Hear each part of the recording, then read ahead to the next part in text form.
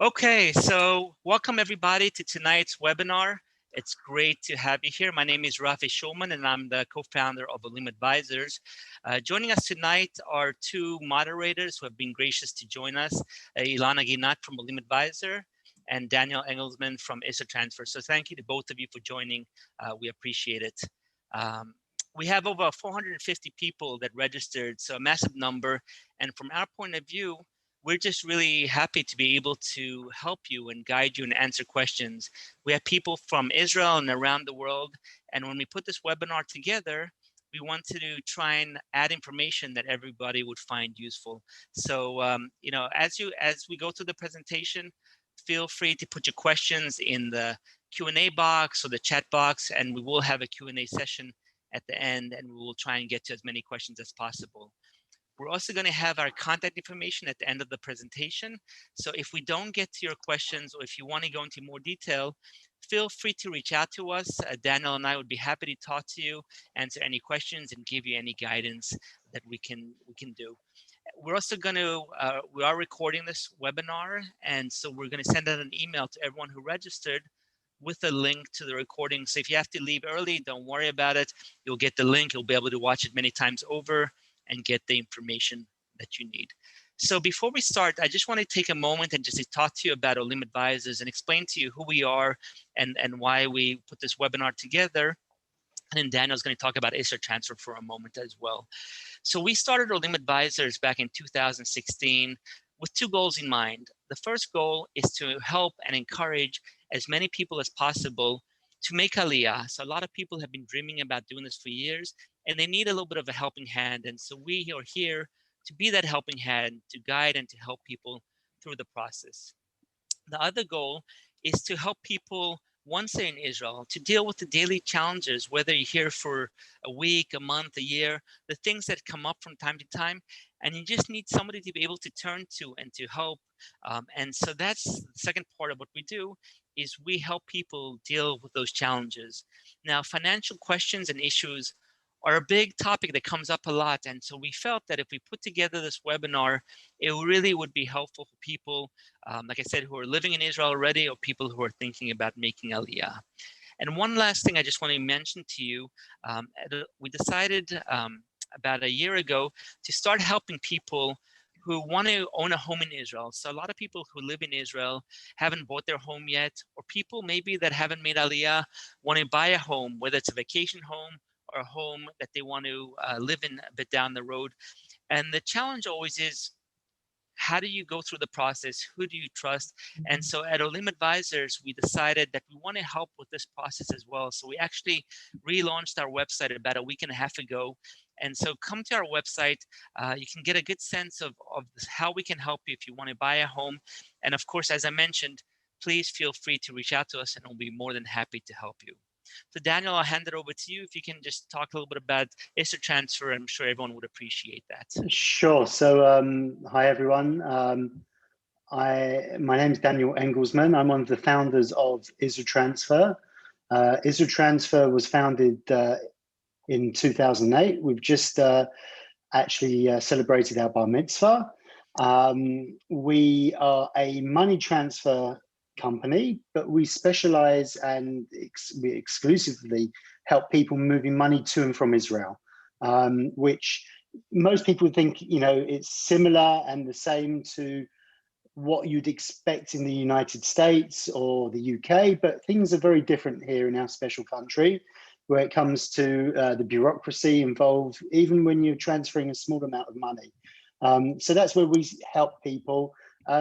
As well as that, we help many people. I think we've helped in excess of 3,000 homes be purchased in Israel since we founded. And we help Olim as much as we can. I mean, most of our staff are Olim, Hadashim. It's very important to myself and the other founder of the company that, we build a sustainable company, but also help people that were in the same situation as us when we first started. So, we're there to try and help Olim as much as possible, as well as obviously run our business and help people transfer money. So that's IsraTransfer. Excellent. Great. Thank you. Just before we start, somebody commented here about the volume. Ilana and Daniel, can you hear me okay? Is it Can loud hear and you clear? fine. Okay, Yes. excellent. Okay, great. So let's get started. So the first thing that people want to know about is making the cost of making Aliyah, right? And when you think about it, it's an expensive process, or can be an expensive process, and there are things that you should definitely keep in mind. So there are things, the advice that I give to people is think twice about what you want to ship. In essence, come up with 3 categories. You have one category, which are things that you absolutely want to bring. Then there's another category of things that you absolutely don't want to bring. And then there's that middle category of things that you might want to bring depending on how much space you have and the cost. And that really does 2 things. First of all, it kind of forces you to get rid of all the things that you don't need. So the winter clothes that you're not going to use, and the boots and the gloves and all those things that you probably won't use here, and all the things that you've been accumulating over time. And that reduces your cost of shipping, right? So that's the first thing. And when it comes to some of the big items like your car that you might not bring, or furniture that you might not bring, then a lot of people will actually sell those, and that can help you subsidize the cost of shipping your belongings. So that's one thing that I think, if you are thinking about making Aliyah and you're at the stage now when you're thinking about what to ship and what not to ship, that's to keep in mind. Now, when it comes to a car, there's a few factors to keep in mind. Part of it is a personal decision. So some people love their minivan. They want the Odyssey, the Honda Odyssey, and they have to have it. And if that's the case, then you can bring it, and people have done it, and they think it's the right decision, and that's definitely an option. The other part of that decision is more of a dollars and cents. Take a look at the cost of how much is it going to cost for you to ship the car, how much is it going to cost for you to fix it, for the gas, especially if it's a bigger one, and do that comparison. And I think in many cases, people feel it's just not worth it. It's not worth the cost. It's not worth the aggravation. And what they end up doing is they end up buying a used car here. And we'll talk about that in a moment. So that's the first thing. The other thing that you want to think about is timing your shipment. And what I mean by that is that you have 2 options. You can either send your things early, and then you just have to make do and borrow things, and then you get the things here as soon as possible. Or you can wait until the last moment, and then very often you have to wait for things to arrive here. Now, the 2 things to keep in mind, I tell people to try and time it so that your things arrive here shortly after you make Aliyah, for 2 reasons. One is because it helps you adjust. It helps you acclimate. And if you're coming with kids and they have their toys and their books and their bikes, it just helps you adjust to your new life in Israel sooner than later. The other thing is that storage is expensive. So if you're going to ship things and you haven't arrived yet, or you aren't in your home yet and you have to put things in storage, that can add up pretty quickly. So something to keep in mind as you're planning out your shipping. Another thing that you should do, and negotiation, we'll talk about it in a few moments as well, is price shop. There's a number of reputable companies, and they all compete with each other. So, take your quotes, and I would recommend that you get at least 2 to 3 quotes from different companies, and then compare, right? Compare one price to another. And again, be careful that you're not going with a low price company, because some of those companies aren't reputable and you might end up regretting it. But if you're going with a company that does have a good reputation and you've seen good reviews, then see what you can do. A lot of times they will lower their price, and you could save yourself, a few $100s just by negotiating a little bit. Now, once you get here, one of the things that we really encourage people to do, if you don't speak Hebrew, is to take Ulpan. Now, you have the government programs, and those have been around forever, and those are free. And for some people, that's fine. Those are good, and you can start those programs. But now, a lot of people don't have the time or the inclination to do these very long programs, and they're looking for more personalized, more customized, more practical Ulpan programs, and that's where these private programs come into play. They are smaller groups, and they very often are in the evenings, and they're more convenient. The one downside of these programs is that they used to cost a lot of money. So a lot of them would cost about 7,500 shekel.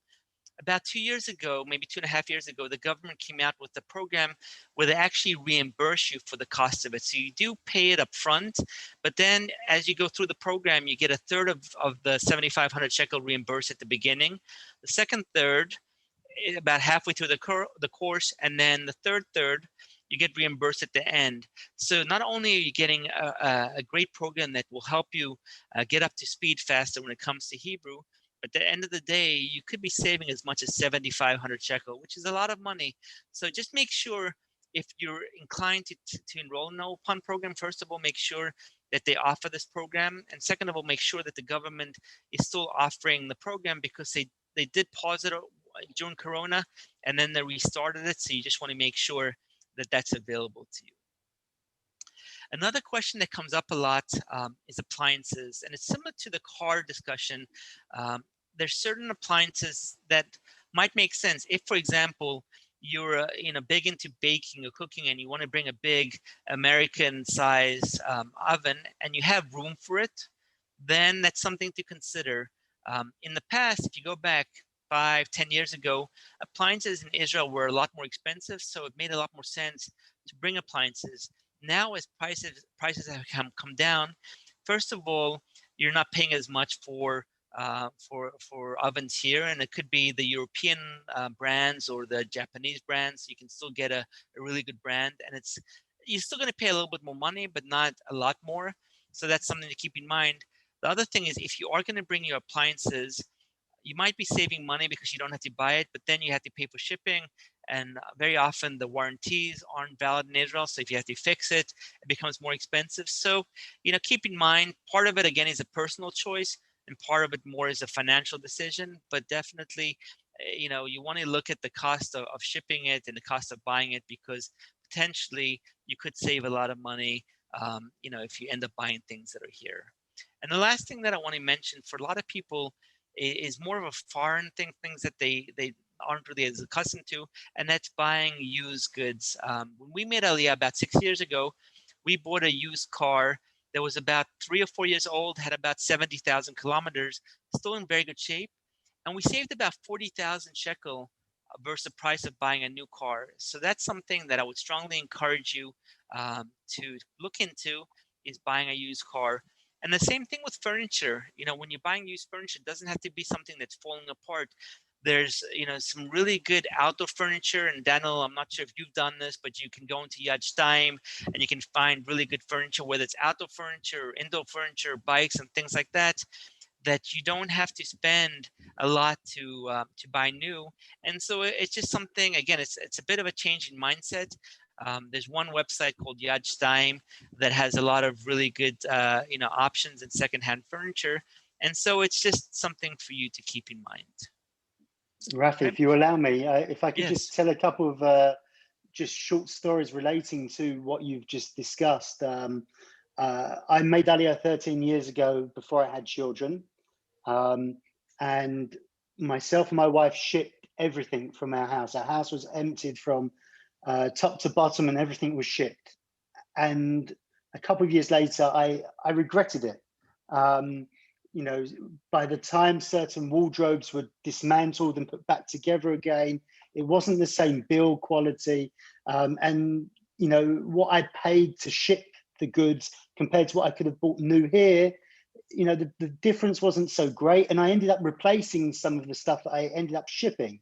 So I think it all depends on, whether it's brand new things that you want and stuff that you can't actually get here, should determine whether or not you actually need to ship it or want to go to the expense of shipping that particular item. In terms of cars, and look, everything is much more expensive here. Things have come down in price in terms of electronics, certainly. Televisions and things like that are much cheaper than they used to be, but things like cars are the big expense, I think, here. Also, some types of furniture. If you want leather furniture here, you're going to pay an absolute fortune for it. So I guess it all depends on what items you've got, how good quality, how old it is, and work out the figures. There's plenty of resourceful sites you can look at to see what the price of an equivalent good is here in Israel. So I definitely spend the time researching. And as I said, I regretted shipping a lot of the things that I ended up shipping. Right. I think you're making some good points, some really good points. Okay. So now, the question really, and this is something that is really universal, right? Is the concept of living within your means. I think that when people move to Israel, it's stressful enough. It's stressful moving to any country for that matter. And especially if you have to worry about your financial resources or your financial ability to live from month to month. And so there are two really sides of the equation that you need to keep in mind. One are the salaries, and salaries, I think a lot of people when they look at salaries are a bit in shock because salaries here are a lot lower. But the expenses are also lower. And so I wanted to just share some data points with you just so you can get a sense. Keep in mind that these are average numbers. There's a wide range. And as you can just see in this little graph that I included here, if you look at medicine or marketing or banking for that matter, law, you have people who are making less, and then you have the specialists who are making a lot more. And so I don't want you to look at these numbers as absolute. There is a range, and in some cases, people can be making a lot more than that.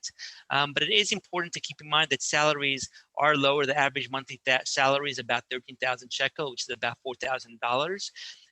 After taxes, it's about 11,500 shekel, or about $3,500. So that's just a data point for you to kind of start with. There are a couple of points I wanted to mention. One is working remotely. So before COVID and definitely now after, it's an option for many people, right? For many people, they didn't want to make Aliyah because they didn't want to give up on their career and start anew. And now a lot of people can do that. And really, in many ways, it's the best of both worlds. If you can live in Israel and make a salary, make the salary that you're making, whether it's in the US, Canada, Australia, UK, wherever you're coming from, typically it's going to be a lot higher, as we talked about.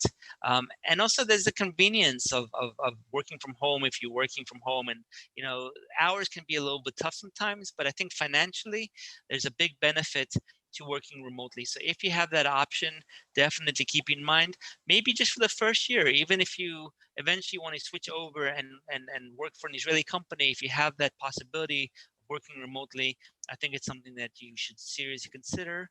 Another thing to keep in mind is that you do get a government subsidy for 6 months. Now, it's not enough to retire off of, but it does help. So for example, when we made Aliyah like I said, about 6 years ago with our 4 kids, we got I think it was about 72,000 shekel, which in essence, we just turned around and bought our car with it. So, it wasn't something that I could afford to not work for the first 6 months, but it definitely comes in handy. And it's definitely something that you can factor in, whether it's for a big payment, like I mentioned, for buying a car, or maybe just, for your purchases, for your furniture and things like that as you get settled. So, this is kind of the first half of the equation is your salaries, and it's something that you definitely need to you need to keep in mind because some people call me up and say, look, I'm living on a fixed income, Social Security. Can I move and live in Israel? And it really is challenging. And I think the last thing that you want to do is come here, not be able to make ends meet or live in minus as a lot of Israelis do, where you have a negative bank account balance. And then you're stressed and then you're really not enjoying your life in Israel. So I think this is a very important decision and, facts that you need to think through before you decide to move to Israel. Rafi, if you allow me to, if I can just expand on the working remotely a little bit, and also people that are living off of their social security and savings. My father-in-law, as an example, when he made Aliyah 12 years ago, sterling, he lives off of an income, his pension from the UK. And, the exchange rate, I know we're going to come on to it a little bit later, but the exchange rate in the UK was around 8 at the time. Okay. And, so he calculated what he could afford based off of the exchange rate at the time. Sterling over the years is now around 4.5. So he's nearly lost half of his income and his purchasing power from no fault of his own. The sterling amount that he gets every month hasn't decreased, but the amount of shekel that he gets has nearly halved. So the exchange rate is a factor. With the dollar, it's a little bit less so. I mean, everyone will be happy when it's 4 and it's currently 3.2. And, you'd be getting a lot more for your money if it was back to 4. But, when you're looking at moving here, and also when you're looking to work remotely, you've got to factor in possible movements in the exchange rate. If it moves down 10%, you're losing, or you're earning less, 10% less than you thought. So got to bear that in mind as well. Absolutely, good point. Okay. Oops. So now we're getting to the other side of the equation, the expenses. And there's a few things to keep in mind. And this is a great sample budget that Nefesh B'Nefesh has on their website. And they have different scenarios. I just took two scenarios, a family of 6 and a couple's coming, 55 plus retired couple. And so if you look at the top line, a family of 6, and again, there's a big range here, and we'll talk about it in a moment, somewhere in the neighborhood of 14,000 shekel per month to 35,000 shekel per month, which is the equivalent of about $4,300 to about $11,800. So that's the range for a family, and then for a couple, as you can see, of course, it's lower, somewhere in the neighborhood of 10,000 shekel to 18,000 shekel per month, and about 3,000 to 5,500 shekel per month. So the question is, what is that breakdown? What does it look like? And so the big ones, of course, are rent, right? And you can see here there's a big range of about 5 to 10,000 shekel for a family, or 3,500 to 6,500 for a married couple. But there's an asterisk here that I just want to kind of focus on. It really depends on where you live, right? Because you could live in Tel Aviv and be paying 25, 30,000 shekel, a month for rent, or even more. I was talking to somebody who was looking to rent a place in Ra'anana for 30,000 plus, right? So this is a range, but you can definitely spend a lot more. Another big thing is food, right? It really depends on what your habits are. If you are a meat eater and steak 3 times a week, and you're buying the British or American products in the supermarket, then it's going to be more. If you like your steak and wine, and that can add up pretty quickly. And so this is a range, but I think it gives you a decent range of the costs of food if you go into the supermarket. Then you look at phone and internet, and that's pretty tight range. Of course, it depends on the number of people and the plans that you're signing up for, but that will give you an idea. Utilities is everything else. So power, water, electricity. The big asterisk here is air conditioning. If you're used to kind of a cool temperature and you're running your air conditioning 24/7 in the summer, and it starts from March and goes through October, you're going to be above that range. But this is kind of the average range, and I think it's pretty reasonable. Arnona is a municipal tax, and what's interesting here, unlike a lot of other countries, is that even if you rent, you have to pay Arnona. You can get a big discount in your first year after you make Aliyah, but this will give you an idea of the taxes that you would have to pay.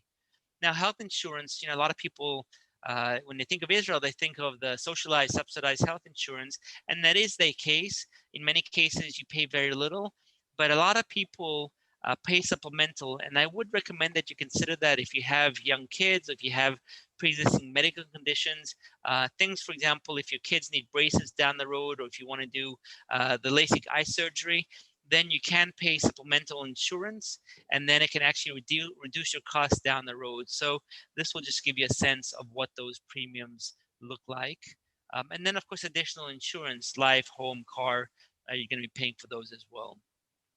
Transportation is another line item that really can make a difference in a number of factors. If you are living in an area where you can take public transportation, you might not need to buy a car, or maybe you can just get by with one car. So first of all, it's that big expense at the beginning of buying that first car or the second car.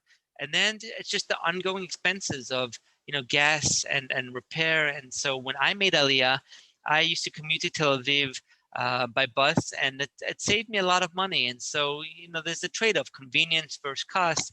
But I think one of the advantages of living in a lot of these cities is transportation is good, and you can take advantage of that and reduce your cost of living.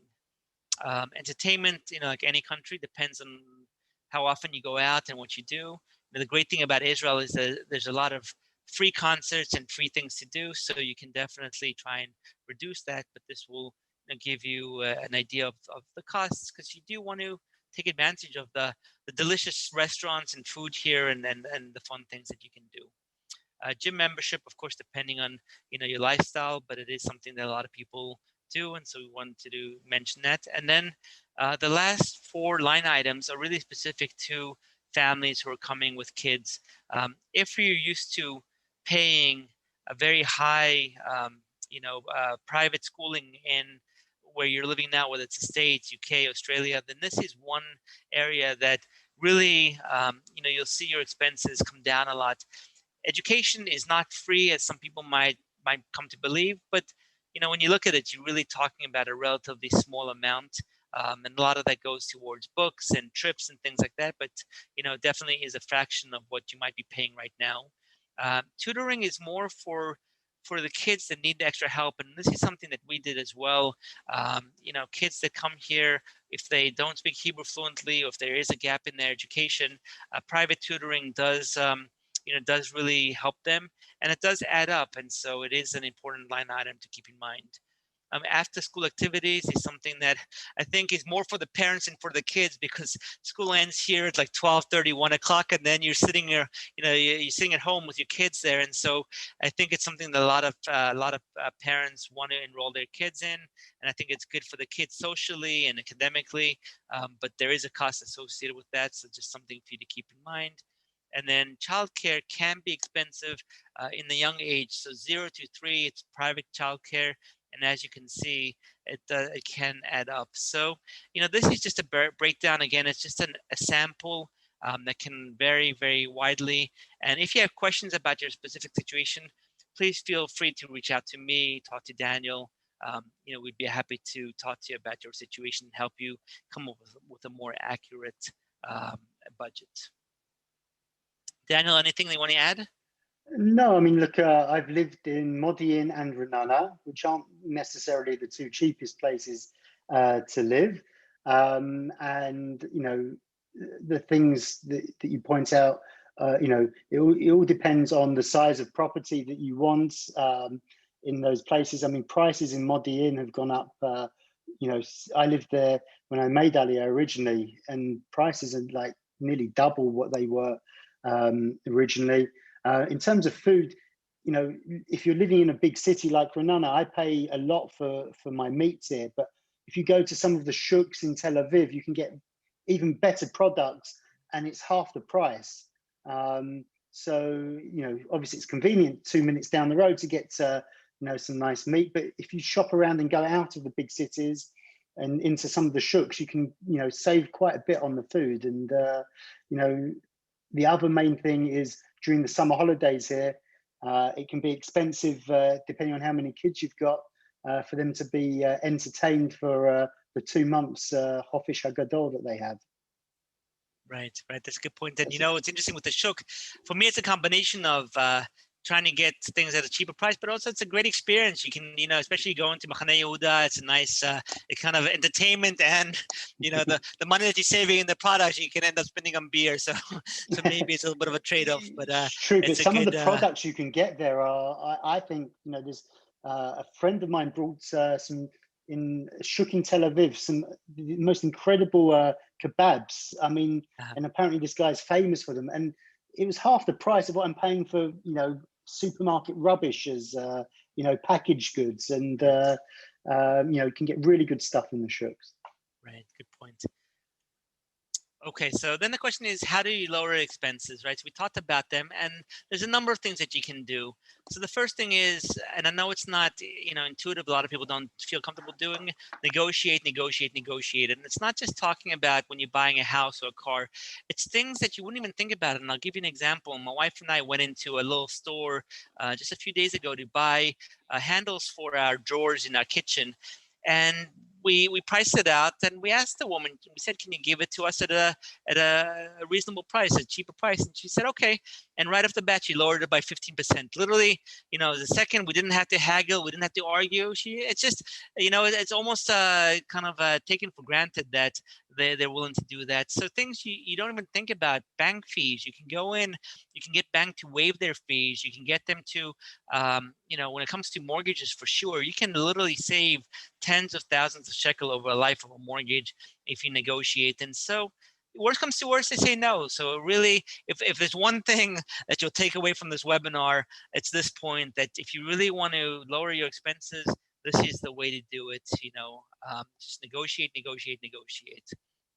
Another thing that we talked about is buying used. So whether it's cars, furnitures, you can really save money on an ongoing basis. And when it comes to cars, keep in mind the gas, right? And hybrids, people are doing that now as well.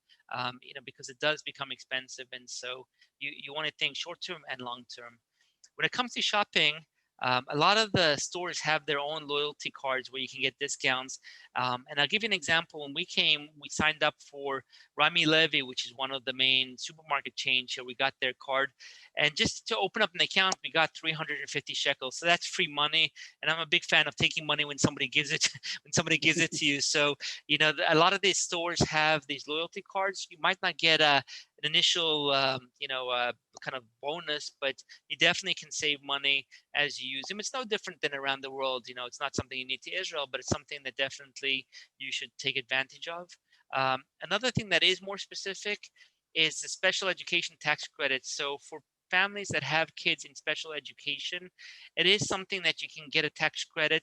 And many people, even Israelis, don't know about it. And we had a situation where somebody had been living in Israel for a few years. They had some kids in special ed, and they didn't know about it, and we helped them get money back. It literally amounted to tens of thousands of dollars, shekels, because it was over a few years. And so it is something that you should be aware of. It's not necessarily a monthly deduction, but at the end of the year, it is something that can help you, get money back from the government. So to be aware of that. And the same thing, if you do have a baby in the first year, b'sha'at tova, there's a nice little perk that, again, a lot of people don't know about. You can get some subsidies from the government. Just go to your Misrad HaKlita, your local office, and ask them about it. It's something that you're entitled to, and you should take advantage of it. We talked about public transportation, and again, that's something that I would encourage you to do if it is available. And the last thing is, when it comes to travel. So one of the amazing things about living in Israel is there's so many things to do. There's beautiful resorts and there's beautiful places, and we're so close to Europe. You can go to the Far East and travel. And so if you do go to all the natural parks, there's a card that's called the Matmon card. You pay about 400 shekel a year, but then you can just go to them, and you can literally save hundreds of shekel by using this card to get into these parks. So that's something that you want to look into. Another thing, what I put here is free points. So what I do is I've kept my American credit cards, and I'm just racking up points as I use it to just make my purchases. And then we've used these points for just free vacations. You can go to the Dead Sea, you can go up north. There's a lot of hotels that are part of these networks. And you can use these points to get free nights. You can, of course, use them to fly as well. But it's just a great way to go for a couple of nights to a hotel and use these points. And of course, that can really lower your expenses, because as you probably have heard, hotels in Israel are not cheap. And so this is a good way of reducing your travel expenses. And the last thing is just, again, more of a kind of an inside tip or practical tip. When you do fill up with gas, it's going to add up quickly, and you have the option of either somebody pumping your gas for you, or you do it self-service. And it's really not complicated, but you can save money. I think it's like 20, 25 agorot per liter. And again, all this adds up. It's not going to help you retire off of it, but if you can do a lot of these things to save some money here and there, it just goes a long ways. And so these are just a few of the points that I've used, and that I would definitely recommend that you keep in mind to lower your expenses. Daniel, what do you do? Yeah. Well, I just wanted to just elaborate on where you say buy used, because whilst you can buy used, you can also sell your stuff. There's a good second-hand market for selling stuff that you'd probably in the UK or the US just throw away. There really is a big second-hand market here. I've sold, I should probably rephrase that. My wife has sold stuff that I said I'll just get rid of it. But, you know, she gets 200 or 300 shekels for something that I was going to throw away. You know, things kind of keep their value a bit more here than back home. You know, if you do go for a new car, for example, the cars keep their value more here. You know, I bought my car new. This is not my first car here. Originally, I bought used. For whatever reason, I bought a new car. It's now 5 years old, and it's only halved in value. So, you know, things do tend to keep their value a lot more here. Obviously, going to sell it and then negotiating with an Israeli might be an experience. But you know, there's definitely value in things that you have that you'd normally just get rid of. And yeah, that's my main takeaway from this, what you've said. Okay, great.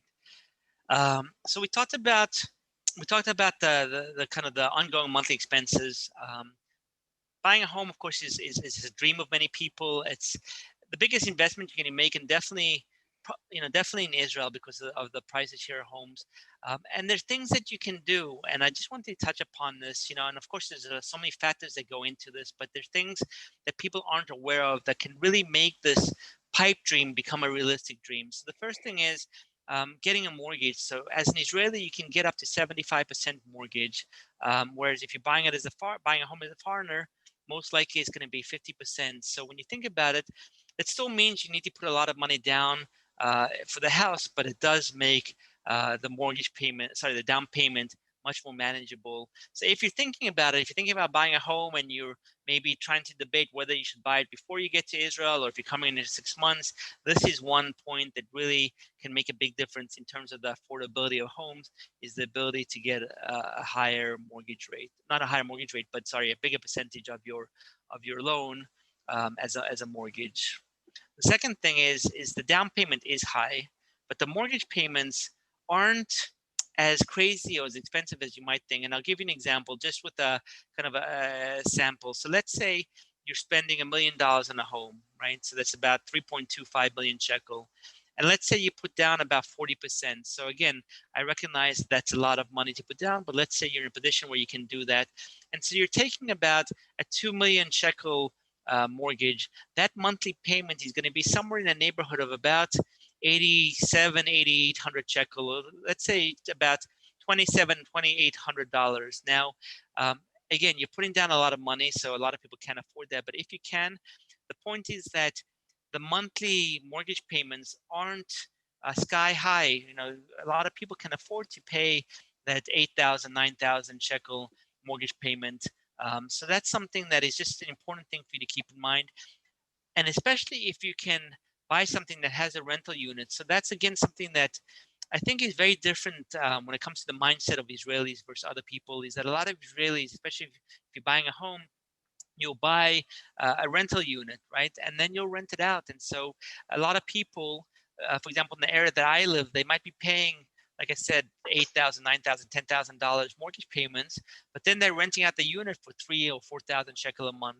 And so that rental unit can really subsidize and reduce your monthly mortgage payments, and again, make it much more affordable. So just something to keep in mind. Buying in the periphery, something that, again, makes sense, and I think more and more people are doing now because they, in some ways, are forced to do it. So you have the center of Israel, where things typically are the most expensive. And then if you go up north, down south, or if you go east, things do get a lot more affordable. And I'll give you one example. So a lot of people want to live on the beach. They want to live by the ocean. And so Netanya is a popular destination for a lot of people. But now what's happening, not just now, but over the past few years, people are also looking down south in Ashkelon or up north in Nahariya, and you could literally save 15, 20, maybe even more on a home that you're getting, and you can get a potentially bigger home for a price that's much more affordable. So if you are able to be flexible, in other words, if you don't have to live in the center of Israel because of your job, or if you don't have to live in one of the big Anglo communities because you speak Hebrew, or maybe you're not coming with kids, then I would really encourage you to look at some of these areas that now are popping up, that maybe you can buy a home that is within your budget. So important to keep in mind. The next concept, buying on paper, a lot of people talk about that. And what does it mean? It means that you're buying something that hasn't been built yet. So you're buying it on plans and it will be ready in 2 to 3 years. So there are risks with that. And it's really very important that you do your due diligence and that you go with the right developer and developer that's been approved by a bank and has bank guarantees. And so you have to be really careful not to go with developers that aren't that you don't have that level of comfort. But if you do find a developer, it's beneficial in 2 ways. First of all, you'll get a discount. So the sooner you buy, the bigger the discount, because the developers want to incentivize people to buy early on. And then, as they start selling, they will reduce the discount. The second benefit is more from a cash flow point of view. Typically, you have to put down 20% down, and then you can pay the remaining over 2 to 3 years. So from a cash flow point of view, if you're thinking about making Aliyah in 2 to 3 years, you can buy the house now, buy it on paper, so you're benefiting from the discounted purchase price, and then you can plan it out where you can pay it, and you don't have to pay it in cash. You can get a mortgage over that period of time, and really, it helps you kind of manage your cash flow. So that's important to keep in mind.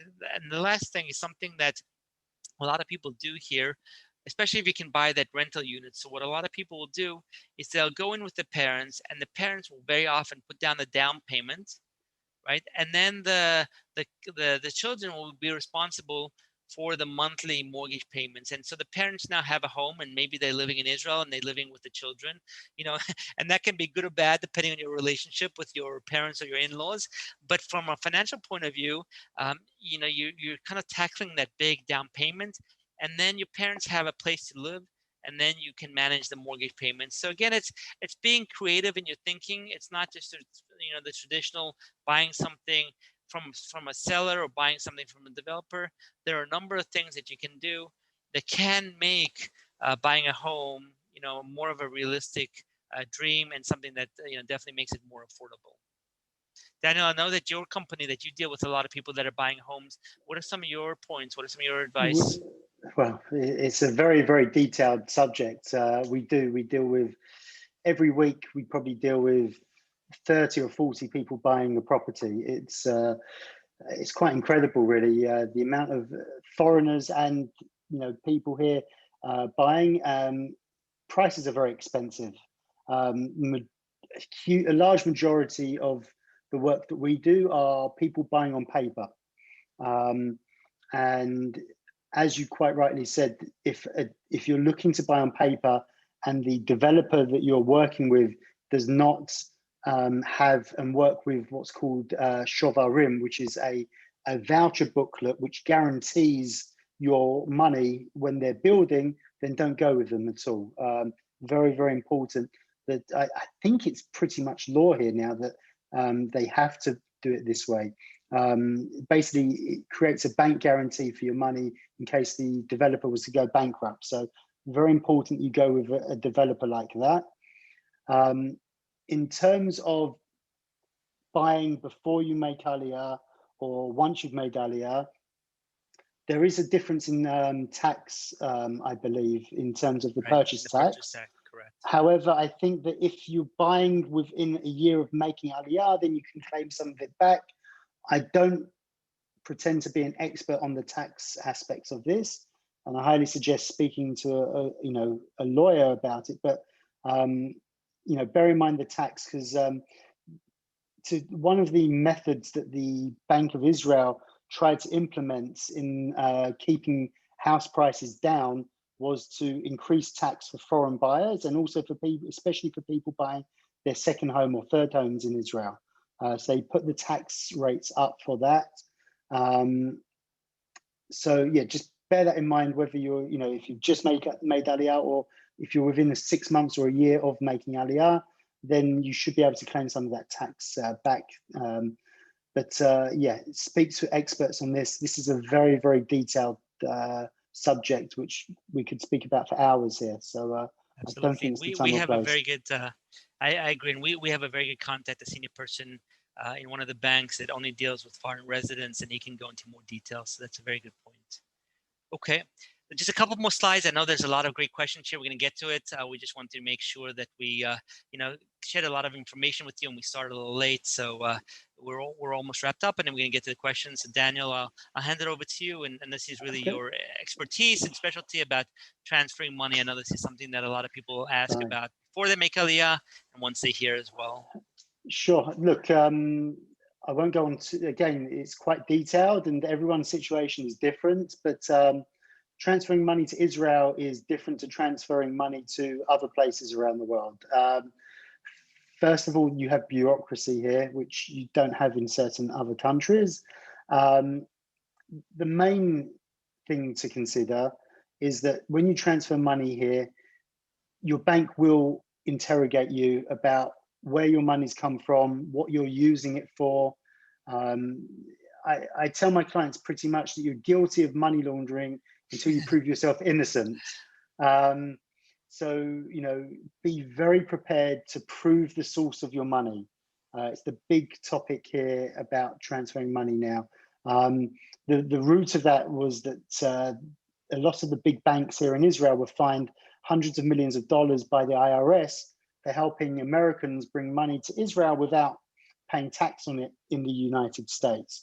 I think Bank Mizrahi, they were going to fine Bank Mizrahi $400 million. Bank Mizrahi turned around to them and said, we'll give you $40 million. That's typical Israeli negotiation there. But that's the reason that they're very crazy about the source of your money. Source of money is not just saying, oh, it's in my savings account. You have to prove where you originally got the money to put it into your savings account. So that could be a CPA letter. You may have to show tax returns. So depending on the amount of money, you have to be prepared to give over certain documents. A very good tip that we've been saying as a company for years is that if you're making Aliyah, you have to make sure that you have access to your money once you've made Aliyah. So what do I mean by that? If you're in Israel and you haven't spoken to your bank about moving to Israel, if you're here and you call your bank and ask them to transfer $10,000, $20,000, and they say, no problem, come into the branch tomorrow morning and we'll do it for you. It does happen to people. So make sure that when you make Aliyah, you have the ability to either do it using online banking. And when you're doing online banking, also think about how that process works with your particular bank. Sometimes they want to send you a security code to your US number. And if you've made Aliyah and you don't have access to that number still, you don't have access to your funds. And a lot of people get stuck there. So before you make Aliyah, make sure that your online banking works, that you don't need a security number sent to a US cell, because that happens very, very often. And if you're used to just sending faxes to them, just speak to them and find out the process of having access to your money. It's a very important thing. In terms of timing of, converting your money, transferring your money, some people need to transfer money now to pay for things now. Sometimes people want to take an approach where they're thinking about future payments that they need to make, their living expenses, and depending on the exchange rate, you could save yourself quite a substantial amount of money, especially if you're buying a property. If the dollar shekel rate was 4, and you're buying a property for 4 million shekel, it's only going to cost you $1 million. But with the rates they are right now, it's going to cost you about $1.25 million. So, on $1 million transfer, it's $250,000 difference just on the exchange rate alone. So, I know most people aren't transferring $1 million, but even on $10,000, $100,000, those, the difference on the exchange rate is important. So, I'm happy to talk to anyone that wants to discuss that in more detail about how to possibly time your conversion a bit better, or plan your living expenses, maybe send it quarterly rather than monthly to take advantage of a better rate at a certain time. So timing is important. That's what we do at IsraTransfer, and I'll be happy to talk to anyone in more detail about any of that. Great, thank you. Here, this is a slide we put together, and again, you'll get the recording. These are just different resources that are available that I think you'll find very interesting. IsraTransfer has their blog with different articles and a monthly newsletter, and so just take a look at this when you get a chance. I think you'll find it useful. And then the last thing is just here is the contact information. So what we'll do now is we'll go over to questions. There are a few questions that were emailed to us beforehand, so I'm going to just go through some of those, and then Ilana, if you can just read out some of the questions from here. You know, we'll go a little past 9 o'clock, just because we want to try and get to a bunch of the questions. So let's just go through them and see here what we got. So Daniel, one of the questions that we got is there a limit on bringing cash in? Is there a monthly limit or annual limit of bringing cash in, or a number of times you can do that, you can transfer money? When you say cash, you mean physical cash, or are you talking about transfers of money? Transferring. Big difference. Transferring, yes. Transfer, because like cash now, I mean, you used to be able to bring a certain amount of cash in through the airport, but you know, as soon as if you have physical cash and you go to your bank and try and pay it into your bank now, you're going to be interrogated even more than if you're doing a wire transfer. So things have changed a lot in terms of that. You can transfer as much money as you want. There's no limit. Depending on the amount of money you transfer will determine how much of a hard time your bank may or may not give you. But there's absolutely no limit on how much money you can transfer into the country. Okay. And then they were talking about, can you have a Canadian or an American account in an Israeli bank? So if somebody wants to, for whatever reason, transfer money from Canada through IsraTransfer to a bank in Israel, can you keep it in that local currency, or do you have to convert it? Look, if they do it through IsraTransfer, we only help people if they're converting it from one currency to another. However, if someone wants Canadian dollars or US dollars to sit in their account here in Israel, you can transfer it directly from Canada directly into your Bank Olim account, Bank Mizrahi account. There's a bit difference in this country compared to the US and the UK. If you transfer Canadian dollars into your regular account here in Israel, it won't automatically be converted to shekel. Whereas if you do the same in the US, especially in the UK, each account number is a specific currency. Whereas here, it's like a multi-currency account that you can transfer any currency into. Okay. And then the last question that I have here, and then Ilana, I'll turn it over to you, is somebody had emailed us. They have some money with an investment company that doesn't have a license to do business in Israel. Can they still transfer money to their bank account in Israel? Does it have any kind of impact on that? Should they work with a bank that does have a license to operate here? What are the implications there?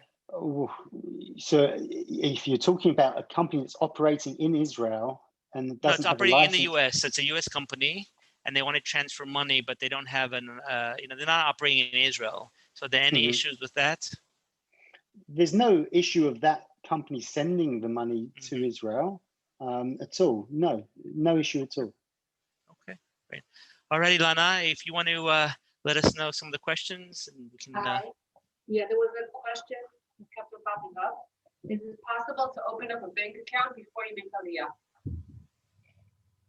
Yes, you can open a bank account. If you're physically present here, it's much easier, and you'd be opening up a what's known as a foreign resident account here.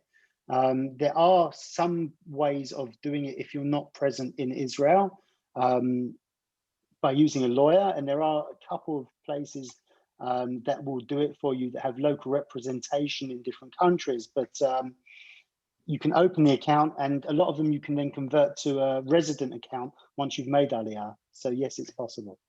And if you need help, we have a contact at the bank that I mentioned to you that can guide you through that. So let me know. What are the typical fees for transferring US dollars to Israel? Look, it all depends. There's a few ways you can transfer money. Okay, I'm not just going to talk about IsraTransfer. I'm just going to talk about generally. You could ask your US bank to convert the money to shekel and then transfer the shekel from your US bank. that is the most expensive way of doing it for a number of reasons. US banks take a very wide spread on the exchange rate. And then when it gets here, it normally comes via an intermediary and a little bit's taken off in the middle. That's the most expensive way of doing it. And you'd probably lose between 4 and 5% of the amount that you've transferred by doing it that way. Another option is to send your US dollars directly to your Israeli bank here. They'll charge a fee to receive the money. They'll charge a fee to convert from dollar to shekel, and then they'll take a spread on the exchange rate. Normally, you'd lose around 2% of what you've sent by doing it that way. And obviously, the smaller the amount, the wider, the bigger the percentage, because there's often minimum fees for certain actions as well. With companies like us, we remove most of those fees, and generally you're losing between 0.5% and 0.75% on the exchange rate, and that's it. I saw here there are a few questions about taxes, and it's not an area that Daniel and I are experts in. So if you have questions, again, feel free to reach out to me. I can put you in touch with a tax advisor. You know, a lot of times there are specific details that you need to go into. And so, you know, just keep that in mind. If you ask, what are the websites Daniel was mentioning that one could compare the prices from furniture between the US and Israel prices? Look, I mean, I know of a couple of websites, and Rafi, maybe add on anything that you know, but, you know, Yad Stein is a good website in terms of cars, houses, to get an idea of house prices and things like that. Also, Zap is a fairly good website. I think it's more for electrical type of goods, but you can get a good sense of prices here in Israel on those two websites. Do you know any others, Rafi? The Yad Stein, I think, is the one that I use most of the time. That's the one of the biggest ones. That's where I go to. And remember, you've got IKEA here in Israel as well, so you can always look at IKEA for furniture to get a sense of kind of prices. Right. Is there a monthly minimum maintaining balance in banks in Israel? I'm sorry, I didn't quite hear that one. Is there a monthly minimum maintaining balance in banks in Israel? If you are a resident in Israel, there is not. As Rafi said earlier, most people live in minors here. But if you're a foreign resident, you might be lucky and find a bank that doesn't have, but over the last few years, a lot of banks have been writing to foreign residents and telling them that if they don't keep a minimum balance of either $50,000 or $100,000 equivalent, then they're going to shut their accounts. So you could be lucky, but they're moving more towards having a minimum amount of $50,000 to $100,000 if you're a foreign resident. Okay, one is asking, can you rent for a period, say 6 months as a visitor, and then change status to make Aliyah? Or do you have to leave and come back? What was the question? I'm sorry, Lana, I couldn't hear you. Can you rent for a period of say 6 months as a visitor and then convert to make Aliyah? Or do you have to leave and come back? No, you can rent and then you can make Aliyah from Israel. It was something that was pretty common before Corona, before a lot of government offices shut down. So absolutely, you can come here. Now the challenge is just, can you get into the country, because they're still not letting non-citizens get into the country. But please God, in the near future, when the borders do open up, you can come on a tourist visa, you can rent here, and then you can become a citizen, or you can make Aliyah from within Israel. What is the cap on how much US dollars can you bring with you per person or per family on the flight if you will be declaring it? This is constantly changing. It used to be $10,000, but whilst the requirements whilst the allowed amount may stay the same, getting that money into a bank account is going to cause you the biggest problem, because banks don't want to accept cash from people anymore. So a transfer is definitely better option and safer, of course, rather than traveling with the cash on you. Do we need to open up an Israeli bank account before buying an apartment or applying for a mortgage? What if we are buying on paper? How do we open an Israeli bank account? Look, it all depends on whether you're a foreign resident or not. We have plenty of clients that are buying properties that don't actually have a bank account here. In a lot of cases, the lawyers that are acting for you will open up a trust account in order to help facilitate some of the payments, but it's not necessary to have the account whilst you're making payments for an off-plan property.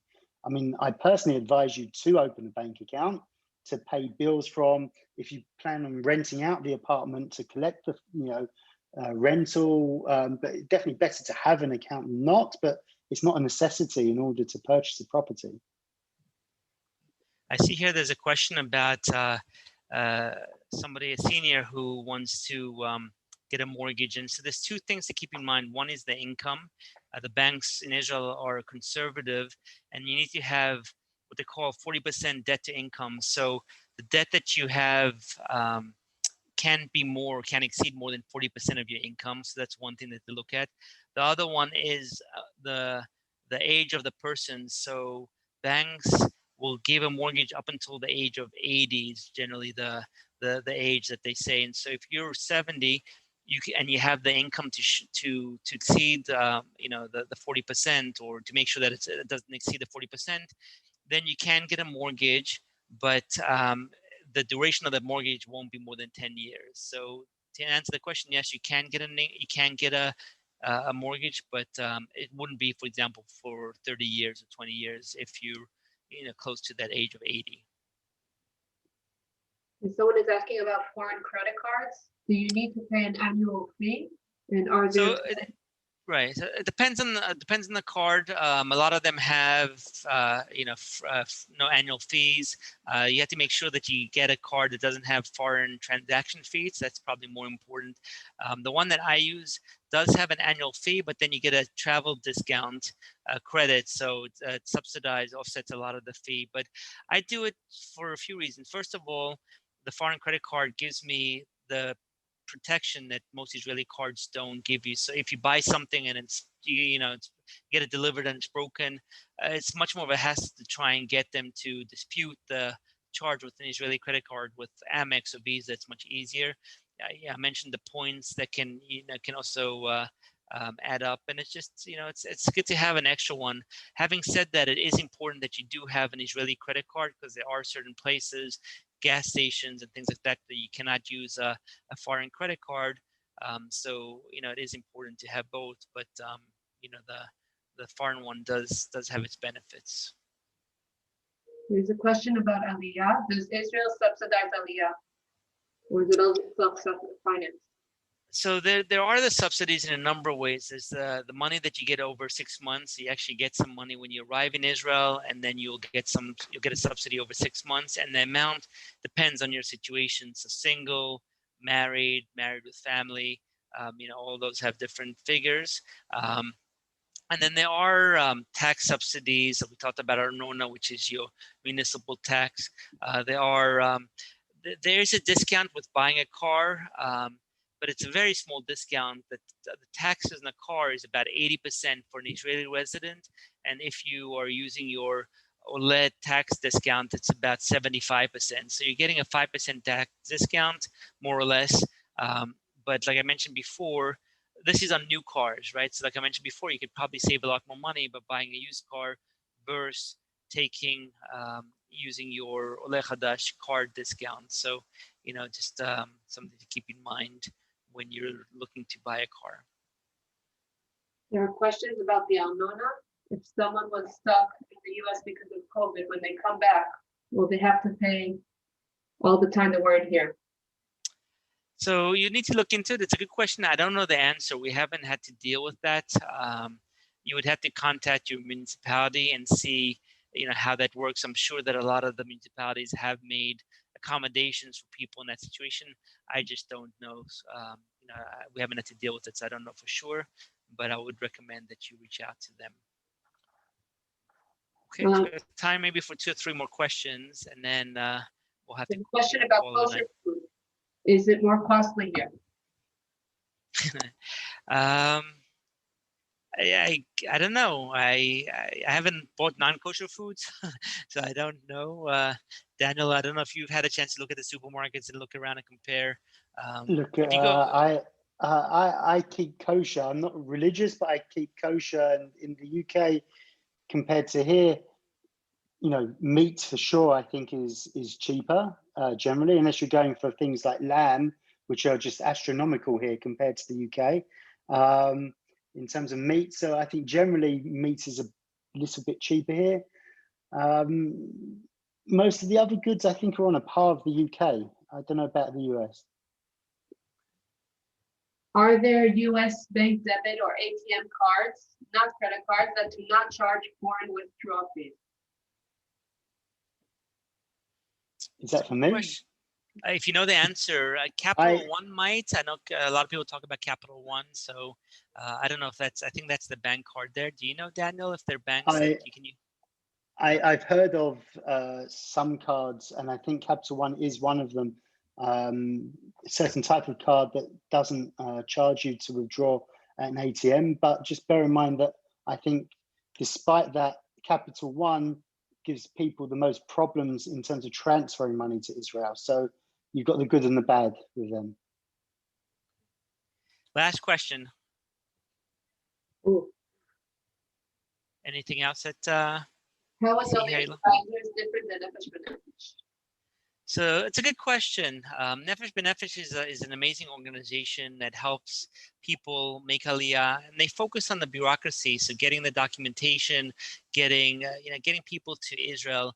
Where we came in, and in fact, when we started Olim Advisors, we met with Nefesh B'Nefesh because we realized that some people need more help. They need more hand-holding. They need help with the practical decisions. So, for example, finding the community, finding schools, finding a home before you make Aliyah, and then once you get here, it's challenging. And so, for example, when our Olim clients get here, we'll go with them to the bank, we'll go with them to Misrad HaKlita, we'll go with them to Misrad HaPnim to make sure that everything goes smoothly. It's not the nightmare stories that a lot of people have heard of.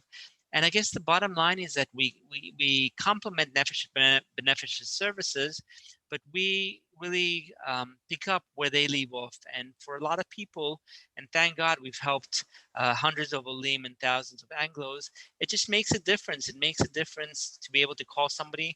And even if people have friends and family who live in Israel, they still feel more comfortable reaching out to us and helping them. And so that's one big difference. Another one, like I mentioned earlier with real estate, is now it's just there's just such a need for it, and there's no one really that is taking the role that we are, which is we're not a real estate company. We're just out here to do three things: help people navigate through the process of buying a home, introducing them to our network of professionals, so real estate lawyers, realtors, and so on and so forth.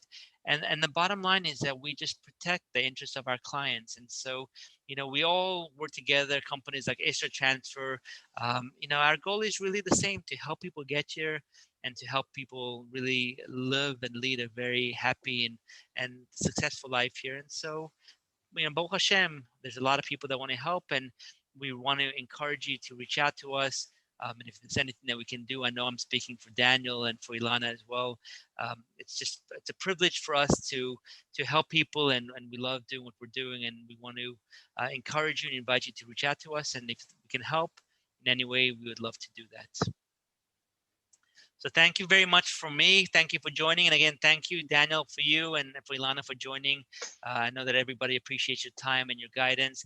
We wish everyone a Shavua Tov, a good week, and be in touch. And like I said, we will send out an email, hopefully by Tuesday, with the link to the recording, so you can watch it again.